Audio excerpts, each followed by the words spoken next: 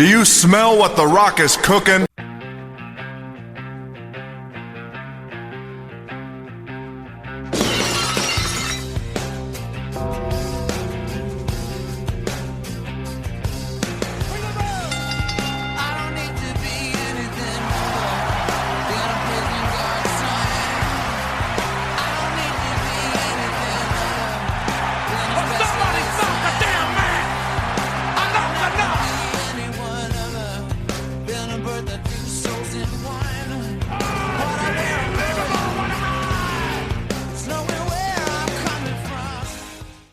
Tree Hill Wrestling Federation podcast.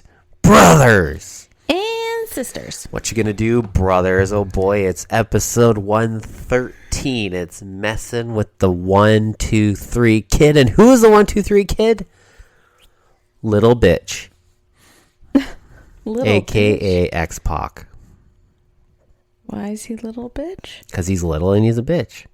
He's China's bitch. He's little China's bitch. China's little bitch.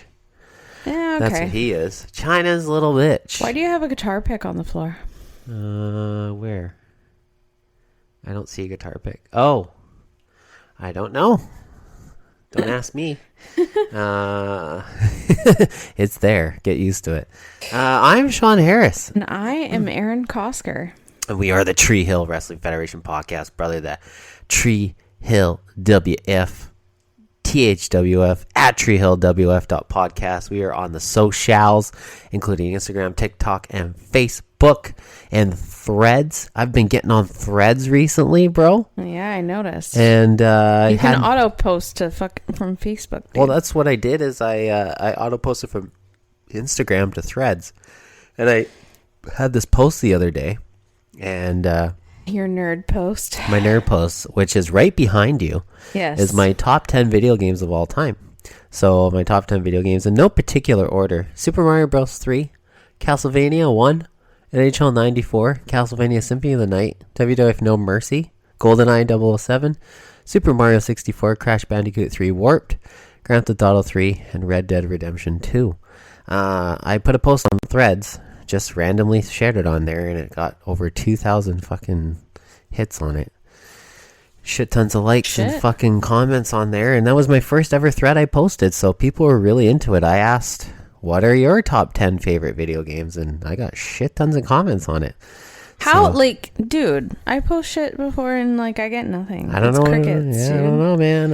I got the social media thing down. I don't know what it is, man. That's why you need to do the social media for the Who's got time for that shit, man? Neither of us, because exactly. We have kids, we work full-time in management positions. And we also record a podcast. And we're watching the Twilight series, Saga. I mean, that'll be over soon, but... And we go watch wrestling and video game hunting, and apparently. We go video game hunting, and we do all this shit, and we just don't have time for that. But yeah, I mean, I even went viral in 2019. 2019, I went to Stomping Grounds in Tacoma, Washington. WWE pay-per-view that was fucking terrible at the Tacoma Dome. 20,000 seat arena, and only 5,000 people showed up. So it showed you how sad the state of affairs was in WWE in 2019, as opposed to now when they're getting over 100,000 people for 2 days of WrestleMania, as opposed to 5,000 people in a 20,000 seat arena 6 years ago. Anyways, I tweeted a picture of my You tweeted? I tweeted, yeah. I was on Twitter when it was still called Twitter, before Elon Musk bought it. But anyways, I tweeted a picture of Kevin Owens and Chris Jericho at the Festival of Friendship. And I said, name me a better segment in WWE in the last 10 years. And I tweeted Chris Jericho. I added him on that, and he retweeted it to all his fans, which he has millions and millions of followers. So I got shit tons. I remember going to Stomping Grounds with my best friend, Double J, Justin Johnson. I remember going to Stomping Grounds and getting to the arena and looking at my phone, and it blown up. I had tens of thousands of fucking comments, likes, retweets, just everything on it. It fucking blew up. Because Chris Jericho fucking retweeted it himself, so I didn't know what to do, so I just let it be. Do you remember when? Because speaking of Justin, Remember when we had him on the podcast for the finale? WrestleMania 13. Season 1. WrestleMania 13. And you were like, we should have a guest for every season finale. We did one season finale with the guest. Yeah, but we only have 2 mics. That's the problem. Yeah, that made And I it don't difficult. and I only have 2 USB ports on this laptop, so it kind of makes it hard. You can get a splitter, I know, but you need another mic and you need a splitter and all this stuff. Well, and we have that other like mic system thingy. I know, but it's a lot. It's fine. It's fine. It's fine. We don't need guests, bro. All we need is Sean Harris and Aaron Kosker on the THWF podcast and listen to us on all the streaming services, including what? Spotify, Apple Podcasts, YouTube Music, and iHeartRadio. That's right, brother. Man. 113 episodes in the can here, brother. And you know what? Both of these episodes were fucking dog shit. I mean, the wrestling episode, yes. Oh, it was terrible. a bit better than the previous one. But not by much. But not by much. The One Tree Hill one was definitely just a filler episode, but it was talk still about cute. filler. You were like laughing at things, Talk and you were about stoked on some filler. things. There's occasional moments that are okay, but overall, the overarching deal of the episode was mainly whenever it's fucking Lucas, it's like, oh, fucking kill me. That was funny though. That was pretty funny. It's probably one of my favorite episodes of like them as a couple. I remember when Just they 'cause first. it's funny. I remember when it's they. relatable. I remember I never fucking taped the line down the middle of the house. Why the fuck would I do some stupid shit like that? Because Peyton's an idiot and gets influenced by a fucking magazine written by a dumb bitch. Yeah, but that's relatable to females because like we read that shit like in Cosmo or whatever and we're like, yeah, what the fuck, man? And then I just don't listen to anything you say about it. Why? Problem solved. Because all those magazines are bullshit. Dude. Fucking stupid. But anyways, Lucas is stupid and so is Peyton. So, I digress. But, yeah. Ladies and gentlemen, boys and girls, children of all ages, Deezer Generation X proudly brings to you its number 3 rank One Tree Hill podcast in the world.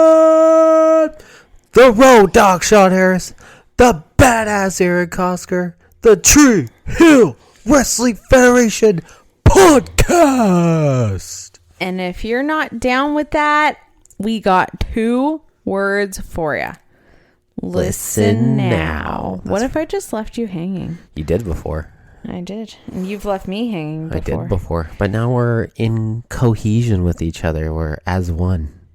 You were so weird. Perfect Anyways. amalgamation, brother. And that's what we do on the Trio Wrestling Federation podcast, brother. We fucking amalgamate the worlds of One Tree Hizzle and World Wrestling Fizzle. That's what we do, bro. Okay, so let's get on with this so that you can finally get to talking about Eclipse.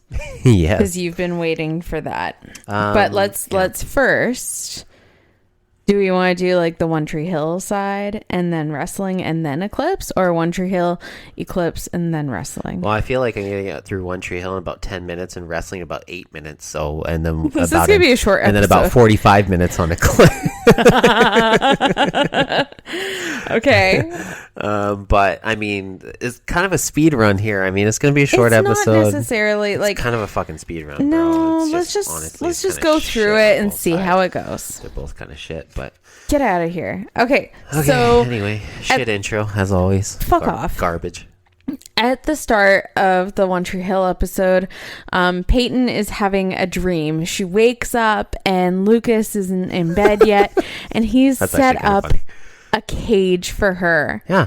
A pen, and You she's get your like, own space. or she's like reading this magazine, like the B. Davis magazine, and she's like, did you know that, you need to set up your own space, and like it helps with like, starting Adjusting. to live together and adjusting. Yeah. And he's like, yeah, here's your pen. I even got you some hay to make it comfortable. Yeah. go on, baby. And like, she's like, fuck off. Like, literally gonna kill you. And then she wakes up from the dream and she smacks him with the fucking magazine, because that's what fucking women do, is they get pissed at their significant other for shit they did in their fucking dreams. Yeah. I know you've done that to me before. Have I? Oh, fuck yeah. You were just like, you fucking did this to me in a dream, and you're a fucking asshole, and you told me that you want to break up with me, and you told me I was a bitch, and this and that, and I was so fucking mad. I'm just like, that was your unconscious fucking dream. Something I never ever fucking did. What's your parents' one? My parents, Did your mom thought your dad cheated on her in a dream, and she's like, you fucking cheated? That was a fucking dream. yeah, because my dad was at logging camp. Like, he worked Logging camp. He was a logger, and he was going away off and on for logging camp every few weeks. And in her dream, he was supposed to be away at camp, so he said. And then she went to the grocery store, and his buddy that he worked with at logging camp was at the grocery store, and she's like, why are you here? You're supposed to be away at camp. And he's like, it's not camp week. And she found out that, like, in the dream that my dad was like cheating, and she freaked out and like actually like kicked him out of the house for like a few days. What the fuck? Over a fucking dream? Dude, I remember you told me you had a dream where I told you I hated you and I didn't want to be with you anymore. And you're like, how dare you do that to me? And I'm just like, fuck you. I didn't even do anything. But the thing is, like, because like they went away for logging camp and stuff, like, she didn't know for sure if, like, cell phones weren't a thing. So I mean, in the 1950s. It wasn't the 1950s. Not much was a thing back in the 50s. It was the 80s or 90s. Close enough. Something like that. But yeah, like early 90s, late 80s. Anyways, yeah. So that's my mom's dream experience. Terrible. Really funny. But yeah, so Peyton's like, we really don't know each other. Like, how, even though they went to high school together and they know each other so well, like, she's like, hey, I'm gonna make breakfast, or I'm making breakfast. And he's like, oh, what did you make? French toast? Pancakes. She's like, I made your favorite breakfast. And he's like, French toast?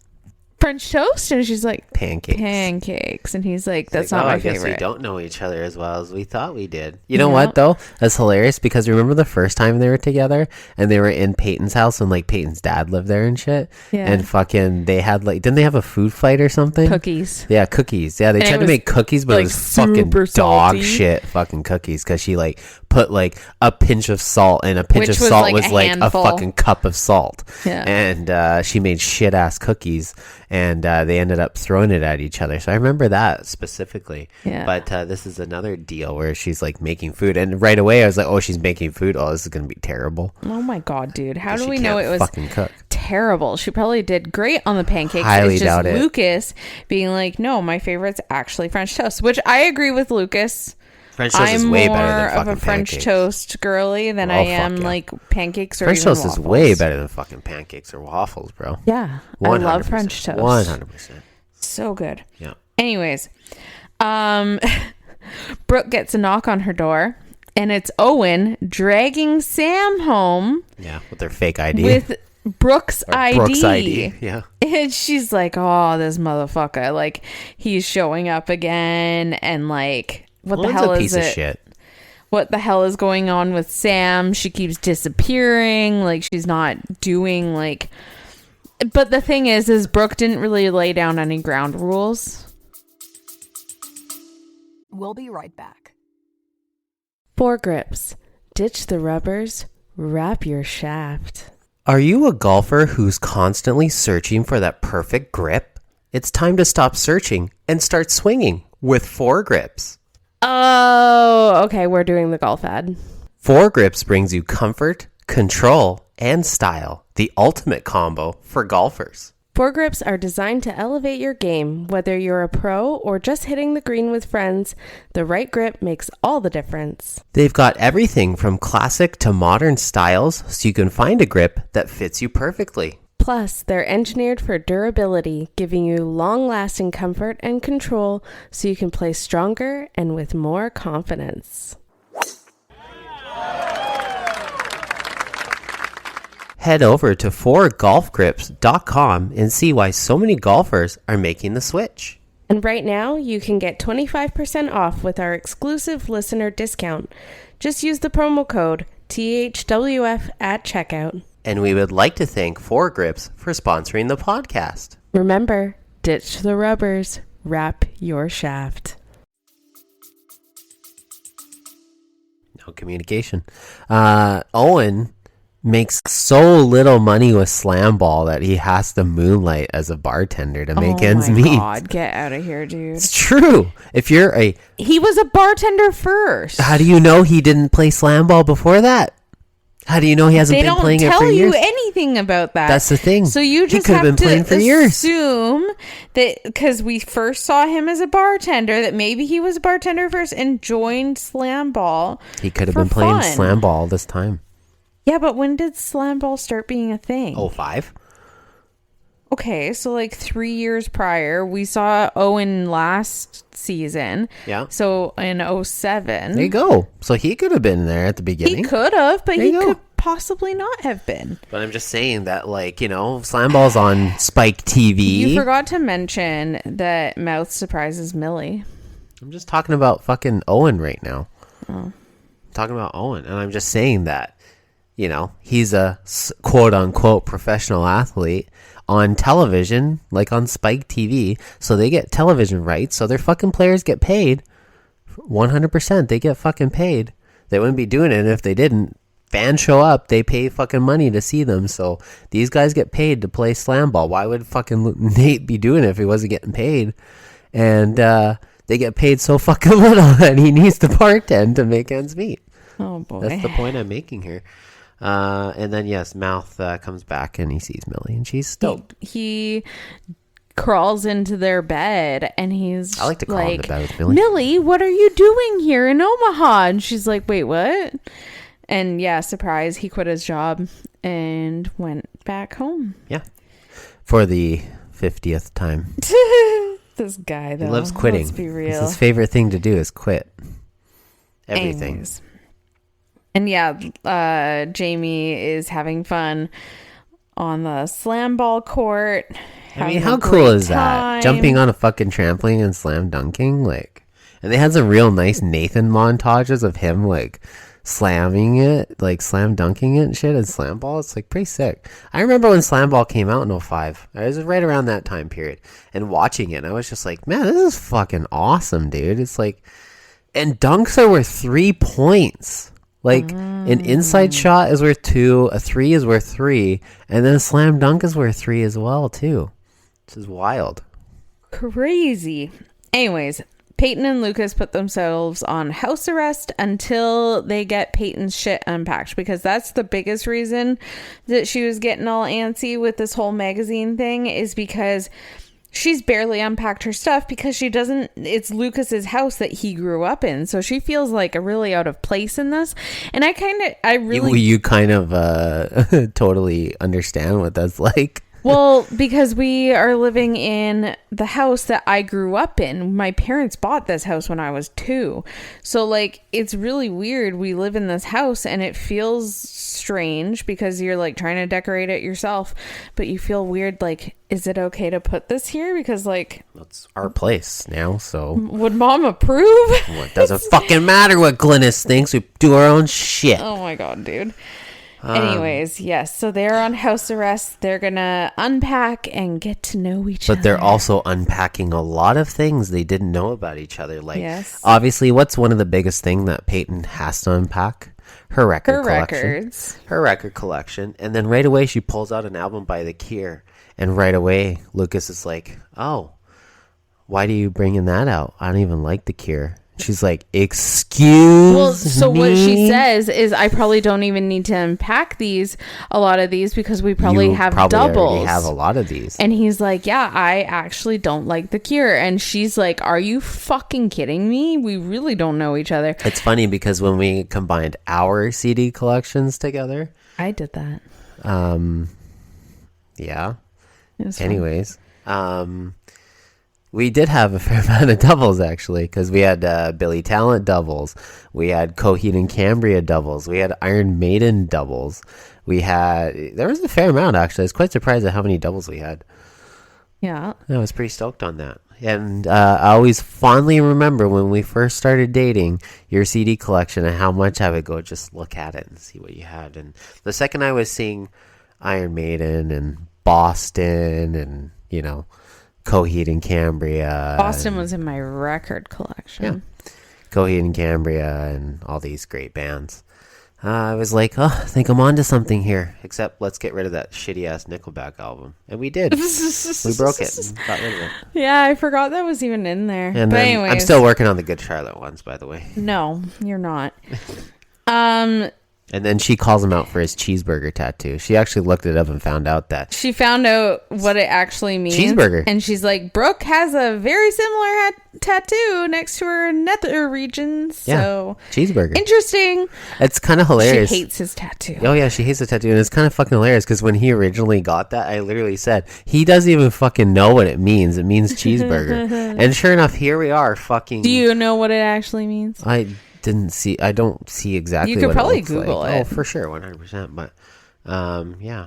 But we forgot to go over the fact that Jamie's kind of dealing with a bully at school because he loves to wear his cape, because obviously the cape is very sentimental to him because Q. We only had 8 episodes of Q tribute. So and we had to look at the recap and see him burying his fucking friend with a cape. But this cape that he wears every single day to school, he's getting bullied by this little piece of shit kid named Chuck Skolnick. Skolnick, much like Alex Skolnick of Testament, who I'm good buddies with. Oh, interesting. Yeah, he's an amazing jazz guitar player and a metal guitar player. Anyways, Dan Scott, hang on, we're not there yet. What? We're not there. I'm talking yet. about this. We're still talking. We're talking about Jamie and the bully. And then, with the bully sitch is that Dan, obviously spending time with Jamie, saying that, you're a Scott man. Of course people are going to be fucking jealous of you. Oh. So, if you're getting bullied by this little fucking asshole. I know the Skolnicks. They're fucking idiots. And we're way better than them. We're the Scots. So, if you ever need help with this, let me know. So, anybody who fucks with Jamie, they got to answer to Dan. Brooke goes to visit Haley at school, and actually, you mean Sam? Yeah, Sam stole Brooke's wallet. So then Brooke goes in and Sam hands her the wallet and her sunglasses, and Brooke doesn't say a single thing. She just goes in, and Haley's trying to teach her class about haikus.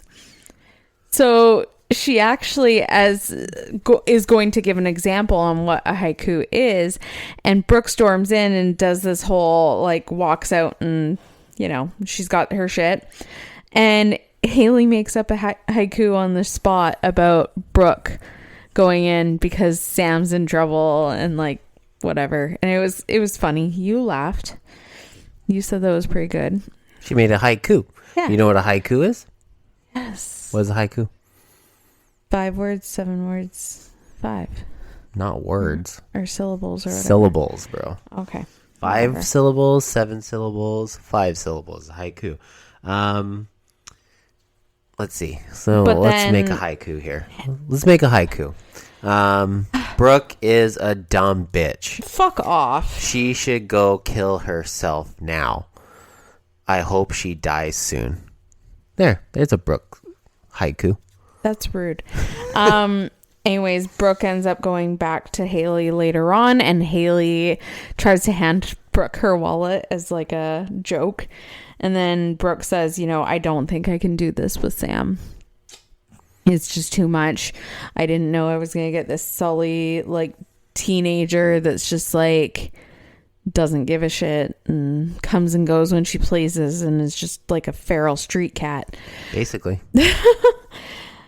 So Also, Haley has some interactions with this lady who's just musician busking on the street and having the time of her life, and actually playing some of Haley's music as well too, because she's a big fan of Miss James Scott. So I feel that Haley just needs to fucking man up and just fucking play music already. She's good. She gets back into the passion, because she was getting back into it, but obviously kidnapping and possibly stabbing children with fucking needles, and getting fucking knocked in the back of the head with shit, and smashing psychopaths in the fucking face with champagne bottles, and murdering said psychopaths, and a little bit gets in the way, But I don't know. I mean, now that Nathan's completely focused on his goal of becoming a basketball player, Haley, I feel, needs to focus on her dream, and that's being a musician. Yep.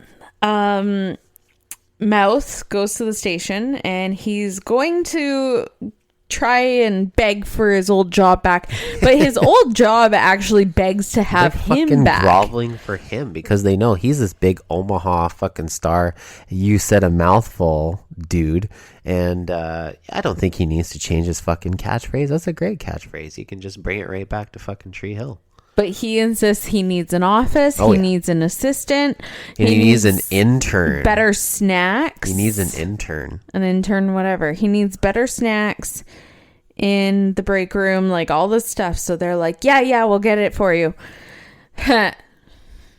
Yeah. He finally got his old job back, though. He did. Yeah. They needed that was him back easy. so badly. Easy. Remember he thought he was going to have to beg. Well, that's the thing. Remember the other fucking sports guy that they had that he had to help out before he quit? That guy was a fucking doucher, and he couldn't even do his job right? So yeah. Lucas's mom, obviously, when she left, Lucas never moved into the master bedroom, which was Karen's room. Was it weird for you to move into your parents' room and have a bed in there where they had sex in? Fuck off. Yes, it's conceived weird. You?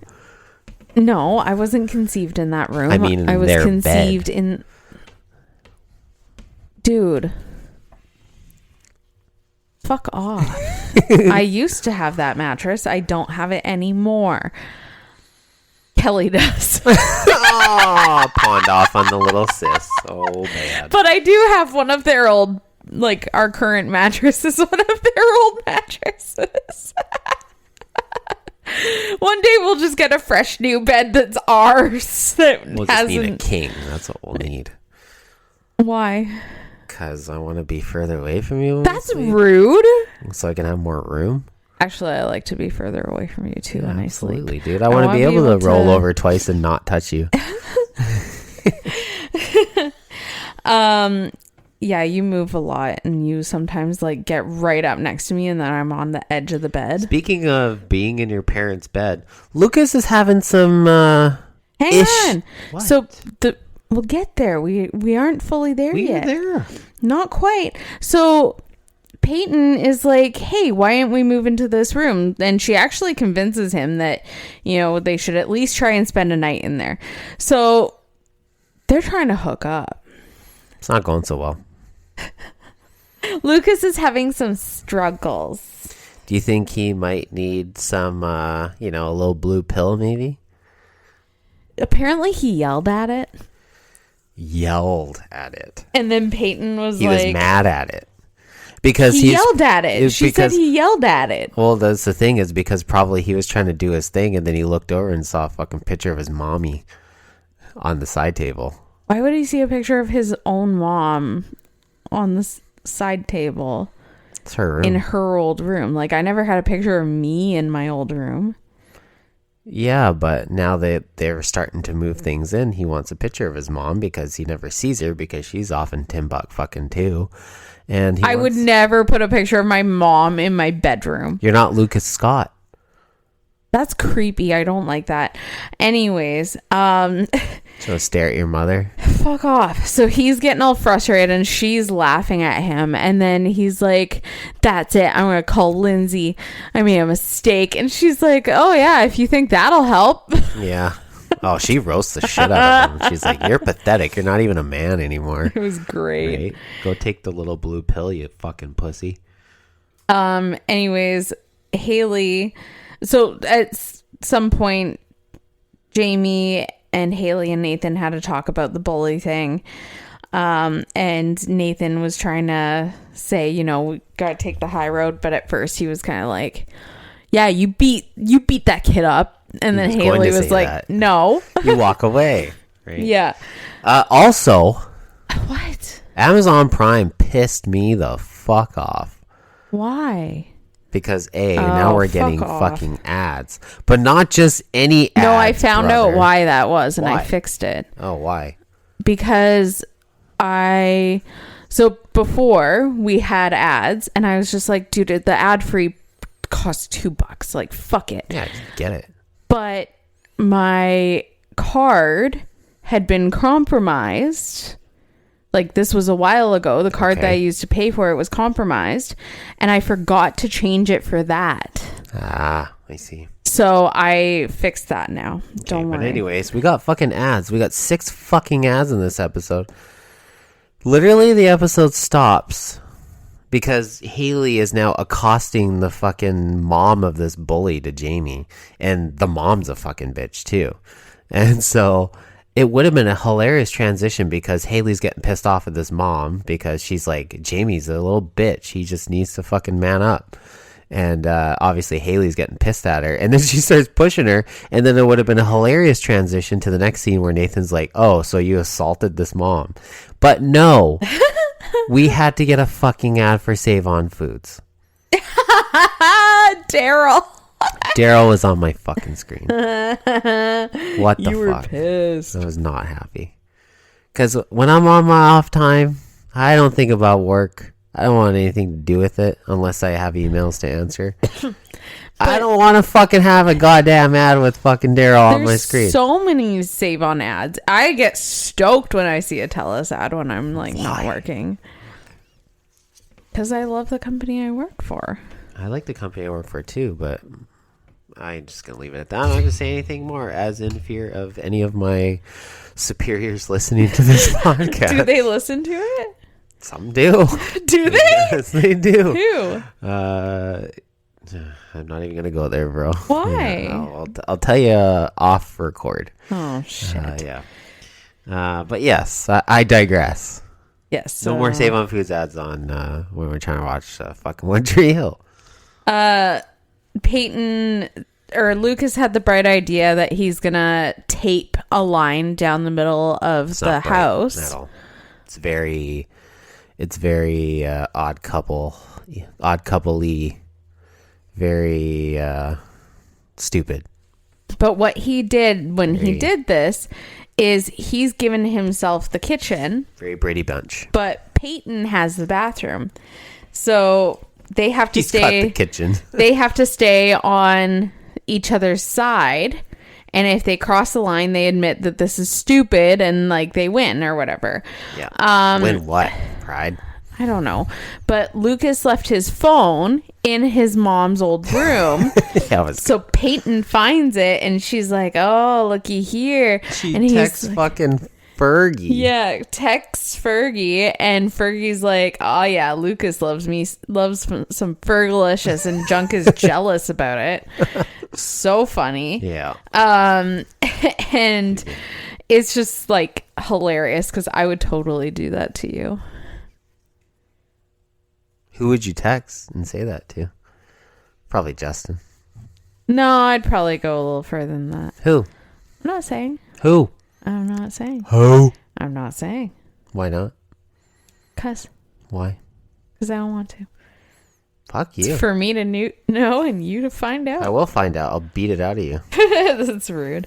Mouth finally gets told by his old coworker, hey, yeah, you got you come back, you get your old job, or you get your job back even better, like you get a killer raise, whatever, and you get a hot new assistant.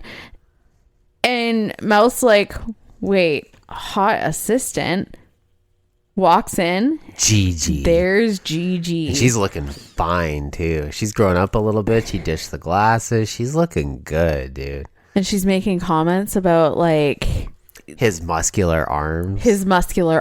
He keeps dropping that he has a girlfriend, like, every time I have he a girlfriend. says Oh, yeah, me and my girlfriend. Oh, yeah, I remember that one time with my girlfriend. She's like, yeah, I'm in college. I just have a lot of sex. And, well, too bad I didn't fucking fuck you back in the day. And she says, oh, yeah, I have girlfriends, too, sometimes. Sometimes.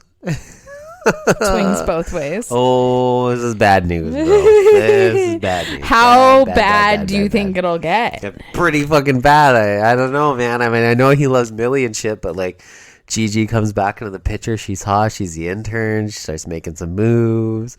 Mouth has a couple drinks. You never know what happens, man. I mean, you think Mouth's gonna try and be a good boy? He's gonna try to. I'm sure, but unfortunately, and I do have history with this, is that, you know, sometimes you try to be a good boy and it does not work out so well. You whore. Hey. Yeah, you're right. But luckily, I'm more mature and I don't even bother with that anymore. Don't need to. Because A, there's no fucking time. You know how much it is to deal with a fucking wife in your life? You know how much fucking work and effort and responsibility it is to maintain a relationship and have kids and take care of a house and work and do all this shit? You want to times that by 2? Fuck that shit. 1's enough. Cheating would be a chore. And not a chore I need in my life. Ever. Oh my God. Did it before? Not recommended. Not recommended. Not recommended, bro. Wow. You dirty, dirty hoe. Naughty, naughty bird. Naughty, naughty bird. Naughty, naughty bird. That I am. Oh, God. Yeah. Old Sean, different guy. New Sean, much better. Much more responsible. Yeah. No wonder I think you... when I have dreams sometimes and you piss me off in my dreams. You're like, I can't fucking believe you fucking told me you hated me and you cheated on me and blah, blah, blah. It's like, who's got time for that, bro? Who's got time for that? I'm watching you, you bitch. You watch me all you want. It's pretty boring fucking watch, dude. I go to work and I come home. And then I go to the video game store and I come home. Is it the video game store? I don't know. You see collections I have. It probably is the video game store. Yeah, no doubt, bro. You know what, Nate? He is a pretty fucking great dad, I must say. He is a great fucking dad. Because, you know, not only does he fucking stomp out this fucking bully, demoralizes him completely. But, yeah, no, this little asshole is, you know, making fun of Jamie for having a cape. And obviously this cape is very important to Jamie because of Quentin. And Nate comes in and as he's literally getting bullied, like Jamie's getting bullied, he's like, I'm going to walk away. Just like my parents told me to. I'm not going to play into your shit. And Nathan's there on the schoolyard fucking with his own cape because he got fucking Brooke to make a whole shit ton of capes on short notice because, you know, she ain't working anymore. So she could use something to do because she's busy taking care of a kid and not working, and she's got time now.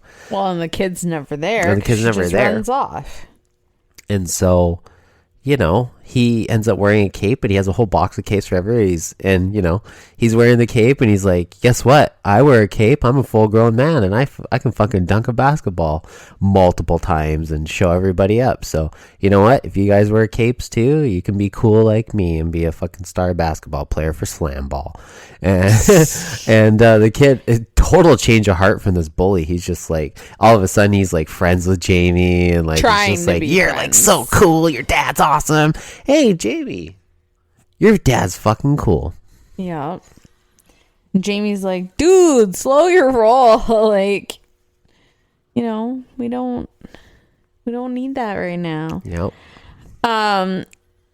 Brooke goes to see Sam, and she had said earlier said to Sam, like, I don't think this is gonna work, and Sam got really emotional and kind of said, like, see that lady over there, that waitress, that's my birth mom, but she doesn't know that I'm me. Yeah.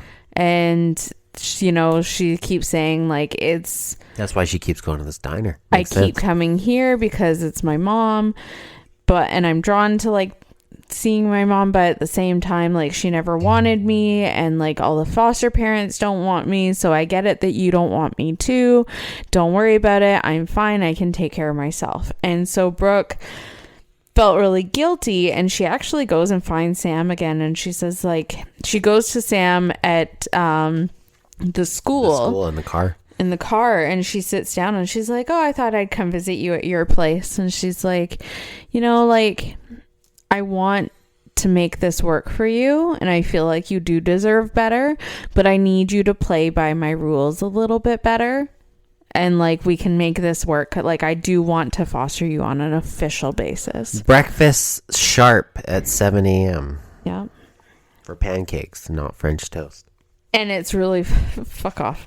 It's funny because they have a shot later on where Brooke is calling Sam for breakfast, thinking that she's in her room, and she goes and opens the door and sees the curtains kind of flapping in the wind again. Yeah. But then Sam comes in through the back door, like the patio door. She's like, yeah, breakfast you said at 7, so I'm here for breakfast at 7. It's a start. Yeah. Doesn't matter where she was before.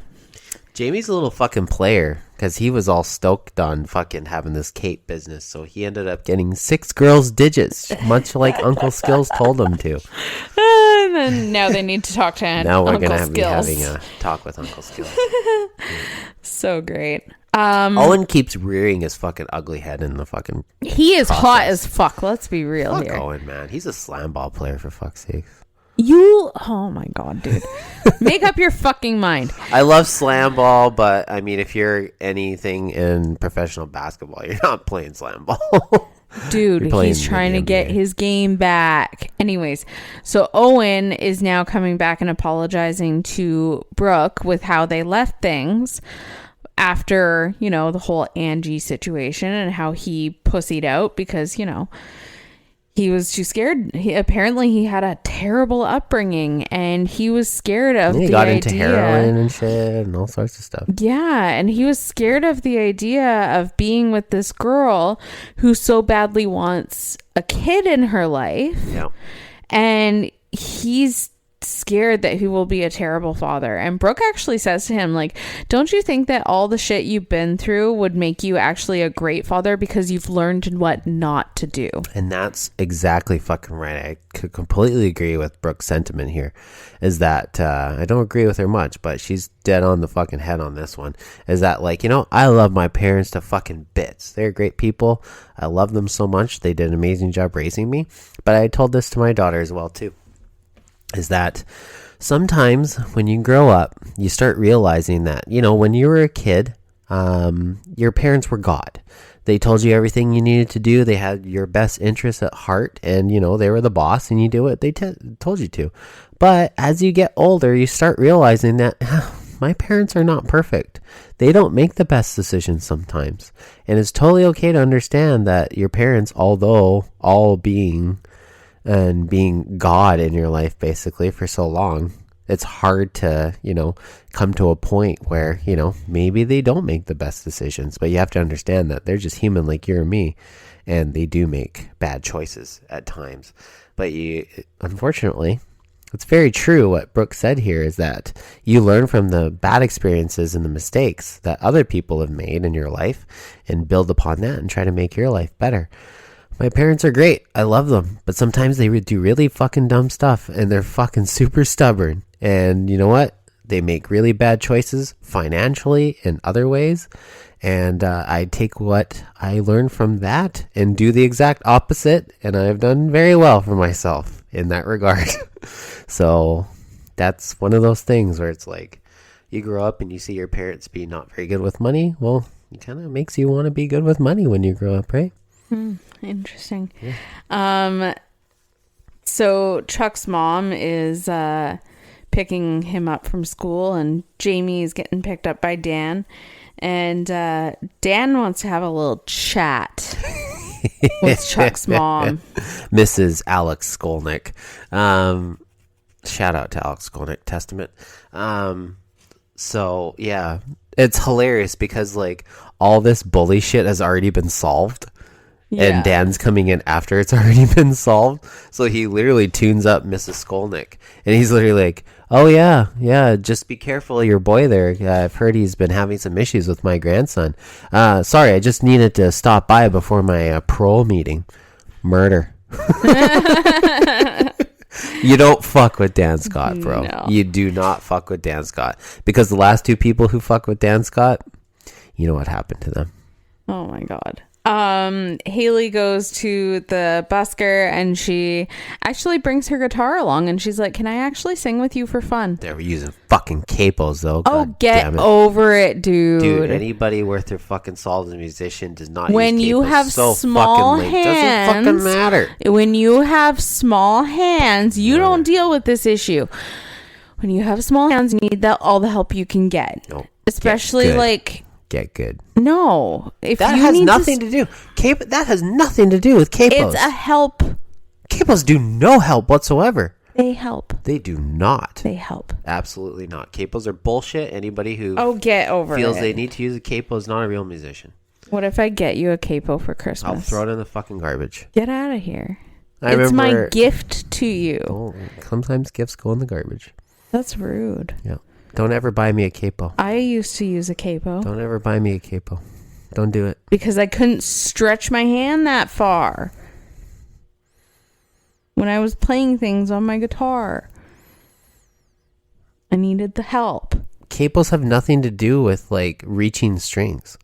No, it just like helped like put the note where I needed it to be or whatever. Like hold down those things, the strings. Fuck off. You need to stop, bro. You're speaking to a fucking musician here, okay? Don't even start with me. Why are capos bullshit to you? They're lazy. It's not lazy. It's how do you fucking know? No, it's not. It's fucking lazy. You can play anything without a capo. Capo's being lazy. Ask any fucking musicians. Capo is fucking lazy. Oh my God, anybody dude. who brings a capo to a jam session, I'm gonna punch them in the fucking face. Did you know that my cousin Brad Fry has used a capo? Lazy. Fuck off. Capos are bullshit. Fuck capos. Oh my God, this fucking guy. Anyways. Capos are bullshit. You want to do bar chords instead of use capo? Cables are bullshit. Get that out of here. Chords? Learn how to do a bar chord. No. Lazy. It's way easier. Lazy. It makes... Fuck off. Anyway. You have long ass fingers and hands that you can like stretch out. Like, that's how far I can go. And I can't even like... Yeah. that. Bro, So like fuck off. easier.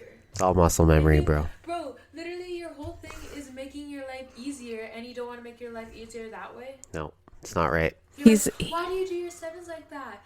I want to make my life faster. I make my life faster by using capo. Oh, Oh, heat, man. Don't like it. She's on my side. Don't like and it. I like it. Fuck okay. capos. Anyways, moving on. Shut the fuck up about capos. And some lead and some follow. Chuck is trying to... Followers use capos. Fuck off. Chuck's trying to be all buddy with Jamie now and is like, where's your cape? And Jamie's like, Where's some your lead, capo? some follow. I'm a leader and you're a follower. And now I just kind of feel like I don't need it anymore. Yeah. He started this whole fucking, trend of everybody wearing capes and using capos. And he's like, this is lame. We don't need capes. Wear cape fly. Get capo, get Fuck capo. off on Get capos, you capo. bitch. Play with the capo, kill yourself. I'm going to buy you a capo for Christmas. Don't you fucking dare, dude. I will buy you 20 capos for Christmas. You can't afford that. Fuck off. Yes, some people lead, some people follow, and followers use capos. $2.92. This bitch. 2.92. Not good. Couple Yeah. funny moments, but overall, just definitely like a filler episode, like you said. You admitted it was a filler episode. So. Yeah, it is. You know, obviously the Dan, Nathan, Haley, Jamie stuff is always great. You know, that's always really good. But way too much Lucas it was also shit. setting up like the whole, you know, Millie or the mouth Millie / Gigi thing. Oh, could there be a possible triangle going on? Possible Oh. shit going on I there. don't know, though. Mouth, he seems like a pretty loyal guy, though. Yeah. You know? Yeah. Yeah. Yeah. Yeah. 2.92, bro. Not great. Okay. Moving on. Monday Night Raw. Unfortunately. Yeah, we're going to probably speed run this one as well, too. This is, we're 47 minutes in, and we haven't even talked about Eclipse yet, so let's get to it. Monday Night Raw, September 12th, 1998. Another Saturday Raw from Lowell, Massachusetts. So, post SummerSlam, they got preempted with the U.S. Open with tennis. They literally Don't you shit the bed on that. fucking dare badmouth tennis, okay? Fucking shit the bed on this. Oh, let's have SummerSlam, but now there's tennis. So all of our Raws, normally a Raw after a pay-per-view is good, like really good, almost better than the pay-per-view, or is better than the pay-per-view. No, we're gonna fuck it all up because of tennis. Fuck tennis. I mean, Fuck capos for you. Fuck tennis for me. fuck tennis in the way of like it's fucked up Monday Night Raw for a couple weeks. I just don't like tennis. Man, not cool. But yeah, I love one of the signs in the crowd. We got Fago. Remember I talked about Fago on the podcast? Yeah. Insane Clown Posse, Gathering of the Juggalos. But again, we're just running through matches. There's really not a lot of gaga here. There's a bit here and there, but overall, we're just running through matches again. And most of them are just not good, unfortunately. So we're You're post not good, SummerSlam. okay. You're not fucking good, brother. You're a bad girl. No, I'm not. Oh yeah, you are. Fuck off. You're trying to be creepy and weird. Maybe a little. But anyways, yeah, we're running through some matches, and it's really not a great episode again. But marginally better than the last one. But a lot of what I forget what my rating was for the last one. But 0.03, I think. Yeah. okay, so it's Yeah, like so a tiny bit better. Marginally better. But unfortunately, a lot of what happened of any circumstance happened on Sunday Night Heat. So we got So like we didn't even get to see it. So like they're just talking about it. yeah. So we're talking about what happened Sunday Night Heat, and apparently, at the fucking pay-per-view, what was it, September 27th, this breakdown in Hamilton, Ontario, which is what? The worst town I've ever been in. Hamilton, we got a triple threat match for the world title, and it's Stone Cold defending against Kane and The Undertaker in a triple threat match. Now, my only question here for you is that, yes, it is a triple threat match. Yes, Kane and Taker are going to team up and absolutely demolish Stone Cold. But the problem is, there can only be one world champion. Who gets the pin to win the world title? That's the thing. I think they're gonna bitch fight over it. Could possibly, which could also open the door for Austin retaining because they can't decide on who's going to be the world champion. Yeah. Very interesting dichotomy is going to be with this triple threat match.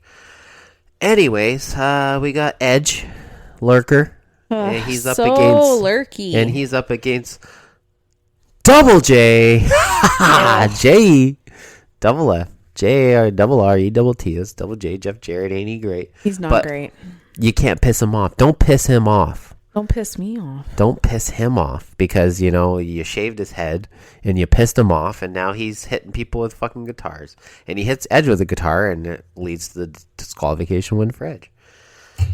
We also have Bradshaw and Draws, a return match from their Brawl for All fight. Ended up being a cheap win, a roll up, and putting his feet on the ropes for Bradshaw. Why? I don't really know why. No one cares. Also, when they were talking about Vince McMahon on Sunday Night Heat, let me break it down for you, Austin. September 27th, breakdown, triple threat match, Austin versus Kane versus Undertaker for the world We championship. kind of get how it works. But Sunday Night Heat. Who was on commentary on Sunday Night Heat? Shane McMahon, Vince's son, the product of his semen. Ew. Vince's words, not mine. That's creepy. Hey, you want to talk about jobber match of the century? How about Mark Merrill versus Miguel of Los Barricos? I'm surprised they're even still a thing. Yeah, I didn't even know they're still on the roster. Barely. Anyways, TKO win for Mark Merrill. Actually, he gets the W for once. And then we get a horrible... He needs to face someone that's not worth a single shit. Yeah, basically, to actually get a win. What a loser. And hairy dude at that. Then we get a fucking, what was it, an 8-man or 6-man tag as PB Touch Boys, fucking Disciples of Apocalypse up against I forgot they existed too. They suck, man. And they're up against the Oddities. Golga and Giant Silva and Kurgan God. And Insane Clown Posse cut a promo earlier. And again, it's really disappointing because they don't have the rights to the fucking Oddity song. So every time ICP raps them into the ring, we don't get to see it. Because ICP is awesome. Fucking love ICP. Suck my nuts, bitch. Fuck you. Forgotten Freshness, brother. Anyways, the top rope fucking breaks in the match and they have to fix it. And they end up throwing out the match anyways. So, Jesus. Finally, we get some substance to this episode. The Rock. The Rock! Not just The Rock. The Rock has a promo here. And he's talking about 2 fucking jabronis. And who are these 2 jabronis he's talking about? Kane. You'd think that he's talking about fucking Bobblehead because he abandoned him. He did, and you think he would have Bitch. talked about him, but he did not because he's nation brethren with him. He's just saving But himself. he's a little bitch. You know what? Let me ask you a question. If Undertaker and Kane came up to you and they're gonna beat the fucking shit out of you, what would you do? Take the fucking beating or leave? You'd fucking leave. Exactly. So I don't blame D'Lo one bit. Although I do kind of blame D'Lo for leaving The Rock on his own. He could have grabbed his hand rude. and fucking jump out he of the could have ring. helped him. But he didn't. At least in some way. And he didn't. So He did that's not. why he's a little bitch. Hey, you be careful what you say about my boy D'Lo. He abandoned You The be Rock. careful about what you say about my boy D'Lo. He abandoned him. You He are left right. him for dead. He did. You're right. That's fucking rude, But Rock's dude. pissed. I wouldn't leave you for dead. Fair enough. But if you were the European champion, I wouldn't leave you for dead. fair enough. But yeah, Rock's talking about these 2 jabronis, and that's Kane and Undertaker. Bold words from The Rock calling Kane and Undertaker jabronis because that's probably not going to go very well. But he even says he's going to lay the smackdown on their candy asses one day. And do you feel like now that The Rock is starting to talk about Kane and Undertaker who are involved in a triple threat match for the World Championship, you feel like The Rock is slowly inching his way into the main event world title scene? I don't know. Maybe. He's done with the Intercontinental title. So where do you go after the Intercontinental title? You go to the world title. And Rock is slowly inching his way into that title picture. We get another throwaway tag match. We get Too Much, Brian Christopher, and my boy, Scott Taylor, Scotty Too Hottie, up against Southern Justice. We get a problem solver win by Southern Justice. No one cares. And we also get Vader up against God Dust, Dustin Runnels. The only good thing about this match is, you know how Dustin's been going through the crowd with a sign and saying, "He has risen, he is coming," you know, because he's God Boy. Well, guess what? Val Venus is going through the crowd with a sign saying, "I have come." Oh my god. Hello, Fuck ladies. off. Get out of here. He has come. And Vader wins with the Vader bomb. So good for him. What does everybody want? Nothing. What does everybody need? Nothing. What does everybody want? What does everybody crave? What does everybody want? Head. Don't you want head? No, this guy is so annoying. But Why don't is he you still want here? head? Fuck off. Don't you want head? Go away. Don't you? I'm not saying that on the podcast, you weirdo. What does everybody want? Head. What does everybody need? Head. And so he has this awful fucking segment where he's playing a fucking game. I almost fell asleep for this. He's playing a fucking game with the Stooges. Slaughter and Patterson and Briscoe, and he ends up low blowing Pat Patterson with head. He gives Pat Patterson head. which is hilarious because Pat Patterson is gay. So, quite hilarious. And then we also get another tag match. We get D'Lo, better recognize, bobblehead, and Mark Henry up against the Headbangers. And China runs in again, takes out Mark Henry for the disqualification win. So actually, D'Lo and Mark Henry get the W here. And then, of course, we lead up to the main event, which I think we got through wrestling in record time. 10 minutes. DX in an 8-man tag match against Kai and Tai. I wonder who's going to win this one. They completely demolished Kai and Tai. DX with an easy fucking win. But China. China. People think I don't like China. I love China. China is the new China, by the way. China. I deal with China. China, big league China. So don't tell me about China. I know China. And by the way, I love China. I love China. How can you not love China? I love China. China. Non-tariffed China is here. Wow. That's what I'm going for with China. Non-tariffed. China is here, and it's a really easy DX win here over Kai and Tai. They're not going to put up much resistance. It's fucking Kai and Tai. They're too busy trying to chop dicks off and stuff. They're not focusing on DX like they should. Overall, that was the shortest wrestling segment in history because, honestly, we have 2 episodes in a row that are not live. They're taped. 0.2. Worth? Oh, okay. It's marginally better than the last one. I think the only thing that was any good about it was The Rock's promo. No Stone Cold, no Mankind, no Vince, no Kane, no Taker. Pretty sad, honestly. Pretty bullshit. Well, yeah, you don't have any of those guys, but yeah, you have fucking Too Much and Southern Justice and Dustin Runnels and the Oddities and DOA and Miguel and Mark Merrow and the Draws. people that paid to go to this event were I feel probably so bad pissed for them. off. Well, the thing is that so pissed off. The thing is that they pre-tape, but they also tape Sunday Night Heat. So actually, Stone Cold and all them showed up for Sunday Night Heat. So obviously, at least they get Austin and those guys, but we don't, unfortunately. So bullshit. It's pretty bullshit. But here we are at the hour mark, and we're finally done our 2 pieces. But let's get on to the good shit. Oh my god, I was never thought you heard me say that shit. That Twilight Eclipse is good shit. I told Allison that today. I said that you actually liked Eclipse, and she was surprised. She was shocked. Because I told her how much you hated New Moon and Twilight. It's fucking terrible, man. Yeah, and we'll preface this by saying the original and especially New Moon, fucking terrible movies, man. So fucking bad, so boring. It's all about the fucking angsty Bella fucking being all depressed, and Edward left her, and she has fucking night terrors. And I do love Charlie, though. Charlie's fucking great. Hilarious. He's so fucking matter of fact, he's so aloof. And he's just funny, dude. I really like Charlie. I'm Team Charlie. I'm Team Charlie too, man. He's great. But anyways, no, I did not have high expectations going into Eclipse. I was just like, well, this is going to be the same bullshit for the next 3 movies. So and here I am, pleasantly surprised. Here's something. Yeah. So New Moon, you sat beside me, sat with me, and I kept making sure I kept you awake. Yeah.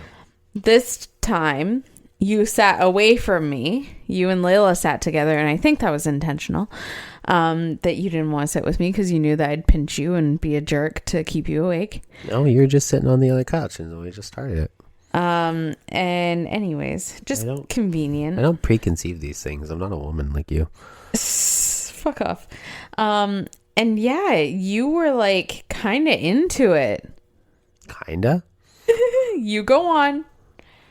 So you want me to go on my tangent here? Yes. Well, it's not really a tangent because we're supposed to talk about Eclipse. But anyways, yeah, no, New Moon was an absolute pile of dog shit. It's one of the worst movies I've ever seen in my life. But fortunately for me, you were dragging your feet. You didn't want to watch this shit. Well, of course. I just watched 2 fucking movies that were one of the worst fucking movies I've ever seen in my life.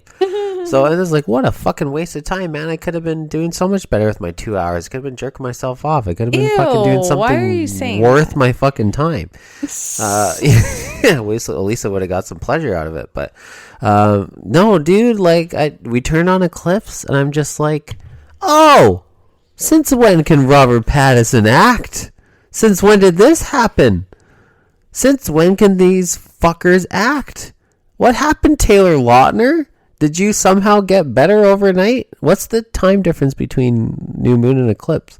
Because I'm not fucking lying here, dude. I thought this was going to be the worst run through ever, and then I watched Eclipse, and it's like they've developed the characters. Taylor Lautner got so much better. Robert Pattinson got extremely better. I couldn't believe his performance in this movie. Quite good. Bella got better as well too. I felt that the movie was just so less awkward than the prior two. The dialogue, the music, so shit in New Moon. But Eclipse, the music got so much better. They used real music, actual tracks, along with their score. But the acting is much better. They've developed the characters, and it's actually quite fun. And not only that, too, the fight scenes were fucking awesome. I felt that, they really built to this gigantic fight scene closer to the end, right, of the movie with all these vampires from Seattle and shit. Yeah. And it was a big crescendo with having this gigantic fight with them, but because obviously now that the werewolves and the fucking vampires are actually joining forces, the mega powers, the mega powers, they fucking united, dude. They're fucking in the stratosphere, the ionosphere, fucking 2 is 1. Fucking the mega powers, fucking the werewolves, dude, and the fucking vampires joining forces, shaking hands, and making sure they take care of these fucking Seattle vampire fucks. And the Volturi and shit. Volturi is a part of it. Dakota Fanning's in here. She's fucking awesome. She was in New Moon. And New Moon sucks though. But Dakota Fanning's here, and she's fucking great. With the Volturi and shit. And overall, it was really good. I also love, just before you get to that, I also love how fucking Jacob is like a werewolf, so he's warm. The vampires are cold, right? Yeah. And fucking Bella's all cuddled up with fucking Jacob through half the fucking movie, even though she's getting married to fucking Edward, just because she needs to warm up because she's all cold and shit, right? Because they're in the fucking winter and it's fucking snowy out and shit and all that. But there's a lot of great backstory from the indigenous side as well too. Yeah. Right? The differences between the werewolves and the fucking vampires, and it's really great to see some fucking top-notch representation for indigenous people at a high-level movie. This is a very popular series, and it's great to see some indigenous representation. Okay, so Twilight was released on November 21st, 2008. New Moon was November 20th, 2009. Yep. Eclipse was June 30th, 2010. So it wasn't much time in between. What happened in those fucking 6 months where all these actors got so much better? Here's the thing. So then Breaking Dawn Part 1 was November 18th, 2011. And then Breaking Dawn Part 2 was 2012 and November 16th. Yeah. So here's the thing. So literally every year they release a movie. Here's the thing. So directors. Different director. Catherine Hardwicke for the first movie. Yeah, terrible. Chris Weitz or something for the second movie. Terrible. Who's the... David Slade was the third movie. Oh. And then Bill Condon does the last 4 and 2. 5. Yeah. Wow. Okay. Well, David Slade, props to you, my friend. Because much better movie. I don't understand how the lighting, the way, music. The music was way better. That's the thing. 2 had like New Moon had barely any actual music to it. But this used actual tracks, like real music. Yeah, it was great. It was great. And, call me crazy, but I fucking thoroughly enjoyed Eclipse. I was gripped through the entire... I wanted to see the partnership, the mega powers joining as one, and seeing fucking Macho Man, fucking Jacob, and fucking Hulk Hogan, Edward, Hollywood Edward, fucking Cullen, joining forces and shit. And it's hilarious that, you know, the vampires can read minds. So, like, Edward's reading Jacob's mind. He's just like, you don't have to think so loud about what you want to do to Bella. It's like, your thoughts are really loud. He's just thinking of the dirtiest shit that he wants to fucking completely do unspeakable things to fucking Bella, and Edward's got to hear every fucking moment of it. It is hilarious. The chick that plays Victoria, she does an even better job in this movie as well too. The dude from Seattle, like Victoria's fucking love interest, but not actually love interest. You know, she doesn't give two shits about him because obviously they can read Victoria's mind and they're just like, oh, I'm just manipulating you, right? Here's a funny thing. So apparently, when Twilight was being written, Stephanie Meyer, the writer of the story, she wrote the story based on the music of MCR, My Chemical Romance. What? Yeah. But here's the funny thing after that. So 50 Shades of Grey is a fan fiction of Twilight. Like a fan fiction, like written by, like, you know, they were thinking of Twilight. But so Twilight kind of was produced-ish by MCR. MCR, Gerard Way, the singer, he witnessed 9/11. So he became, like, he created My Chemical Romance, I guess, because of, like, how he felt with 9/11 and all this shit or whatever. This is what I've heard and what I've read. And then Stephanie Meyer wrote Twilight based on My Chemical Romance, and then 50 Shades of Grey was written because of Twilight. So 50 Shades of Grey is linked to My Chemical Romance and 9/11. Apparently. 9/11 was weird. an inside job anyway. So oh my God, dude. Yeah, it's been fucking 24 years, bro. No one cares anymore. I'm sure all our American viewers will appreciate that. But apparently, My Chemical Romance was actually asked to do the music for Twilight, and they refused. Really? Yeah, they were refused because what they wanted, like when they asked and were declined, especially like particularly for New Moon. So that's probably why they had shit music for New Moon. That's why the music was so fucking bad. Is because they declined the offer to write music for the franchise and said they had moved on from that type of music. So it got so much better in clips. They weren't writing like the, you know, 3 Cheers for Sweet Revenge music as much anymore. They were moving on to like other stuff, and so they didn't want to write the music for it. Well, because 3 they were Cheers is Eclipse and Black Parade is New Moon. Thank you very much. Wow. But yeah, interesting facts, hey? Very interesting, yeah. I'm all into this. Finally, Jacob like expresses his love for Bella. Edward's obviously, there's a lot of jealousy there, but yet they still have to team up to, you know, take care of the fucking Seattle Fox. Protect Bella. And a lot of great fight scenes, fucking decapitation galore too, man. Like, and Edward just like, he's a badass when it comes to Bella, right? He's always about protecting her. Bella wants to be a vampire so bad. Well, that's the thing is that we're building to, is that like, oh, she's gonna graduate and then she's gonna finally be a fucking vampire. She's gonna be the cold one, you know? And it's like, is that actually going to happen? Is she going to end up with Edward and be a vampire and be the same age for the rest of her life? She's also getting pissed off because he won't sleep with her. Yeah, exactly, right? Like, he's scared of hurting her. Yeah, exactly, right? Because he's got like the vampire strength. So he could seriously injure her. And he wants to wait till marriage, right? Yeah. He's old school. He's a good little boy.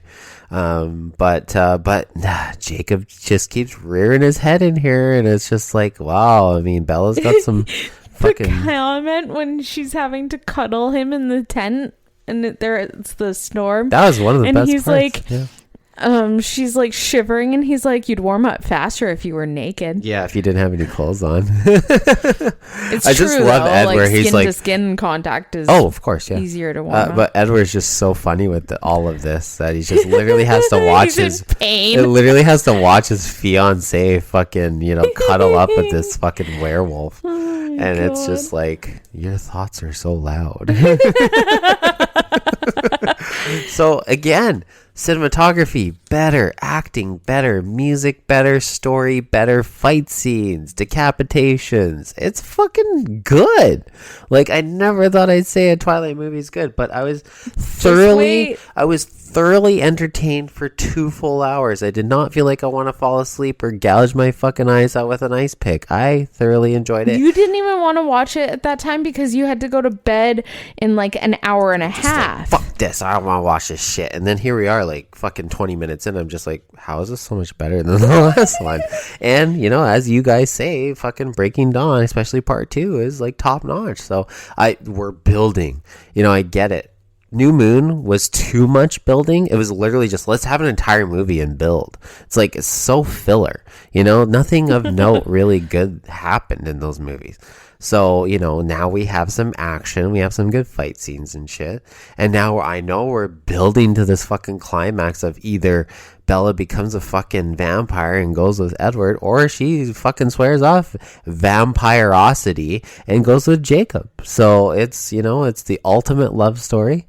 It's fuck. Dare I say, I'm fucking wanting to watch the next 2 and see what happens, man. I'm so stoked. Call me fucking crazy. But you know what? I mean, you told me the same about Harry Potter. You try to get me a Harry Potter. I'm just like, fuck Harry Potter. That's some lame fucking magic bullshit. But then I realized Alan fucking Rickman and Robbie Coltrane's in the goddamn movies, and they're amazing. So, sure enough, I watched the fucking first movie, and I was just like, okay, it was pretty fucking sick. Sometimes I feel like I have some stubbornness, preconceived notions and just stubbornness. And you're a stubborn motherfucker, and you need to just listen to your wife and your daughter. I just need to broaden my horizons. Broaden your horizons and stop being a ween. Yeah. Basically. I mean, but to be fair though, I watched the first 2 Twilights and I was heavily unimpressed. Those ones are bullshit. They're terrible. They're bullshit. They're really fucking bad. But the reason, like, for people that, like, when those movies came out, we had been reading the series, and like me, I can paint a very like clear picture in my mind. I know you do with your books. I can paint a very clear picture in my mind about like what I'm reading. Hello, and Mr. like Gray. Fuck off. And shut up, you bitch. No. Can I be Mr. Gray tonight? Fuck off. No, you could be one of the other characters. Because we're all riled up because you got a poster of fucking British Bulldog about to be on the ceiling where you wake up. No, I'm not. I wake up every morning and Christ, see British dude. Bulldog, and then you're gonna buy me a Trish Stratus poster to post on my side of the wall. It's gonna be great. No. The thing is, I'm so over Christian Grey.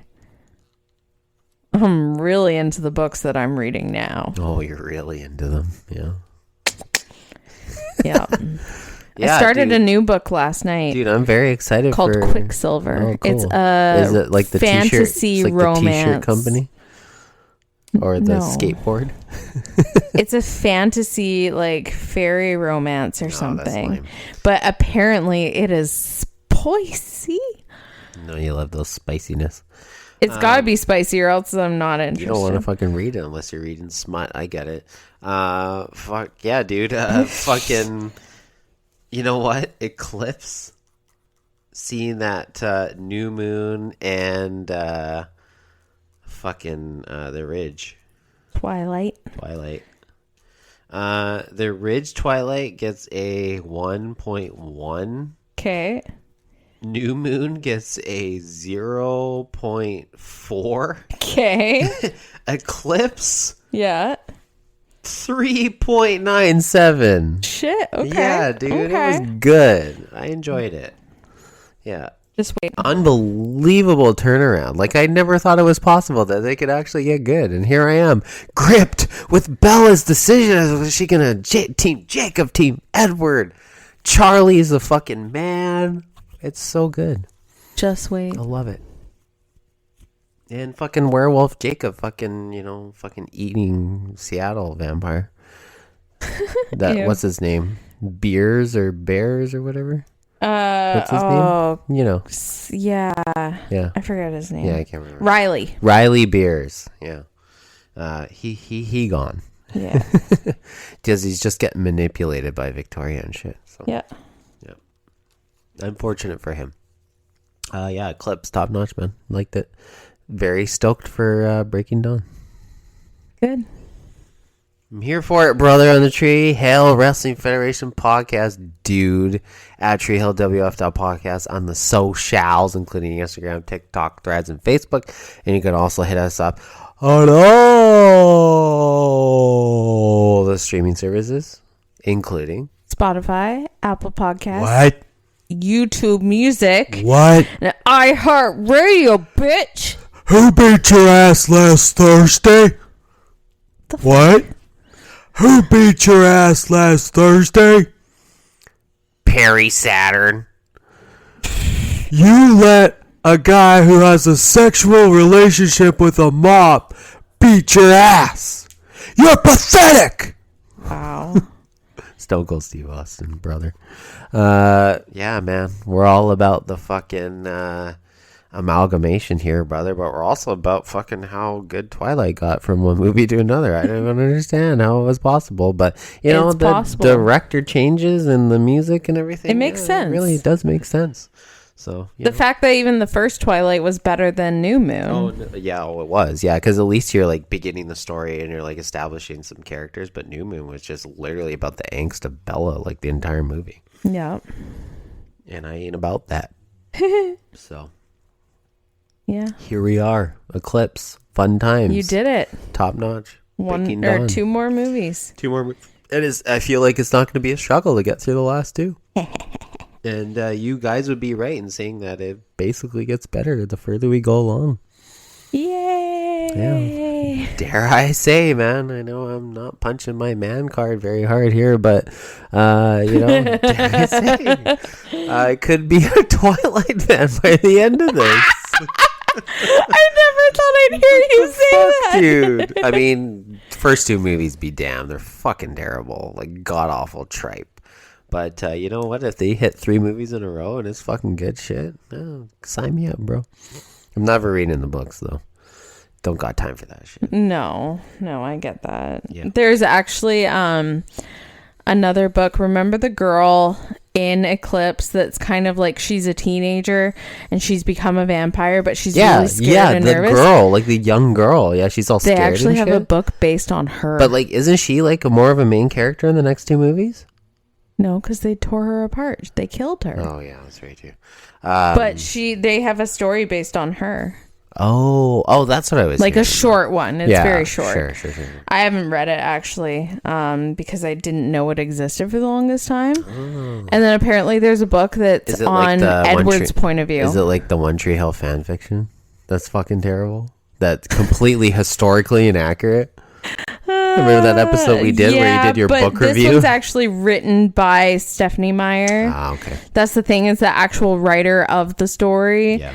So the OTH one was not written by Mark. It was just fan fiction for both of them. And that was fucking terrible, dude. You did your book review and it was like so historically inaccurate. There was a lot of things that were wrong. A lot of inaccuracies, yeah. Lot of inaccuracies, and I'm very much a like... Oh, it's got to be accurate, bro. It's got to be period accurate. Piece. It's time period. You got to be fucking accurate to it. Yeah, I just could not with it.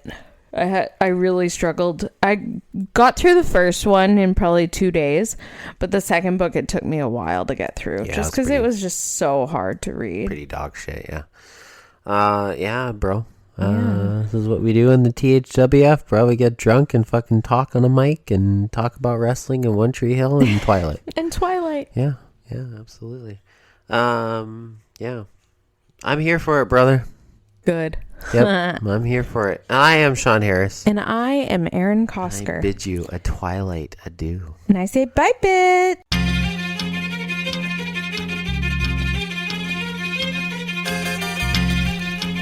So, you think you're untouchable? Word life. This is basic thugonomics. This is basic thugonomics. Word life. I'm untouchable, but I'm forcing you to feel me. Word life. This is basic thugonomics. Word life.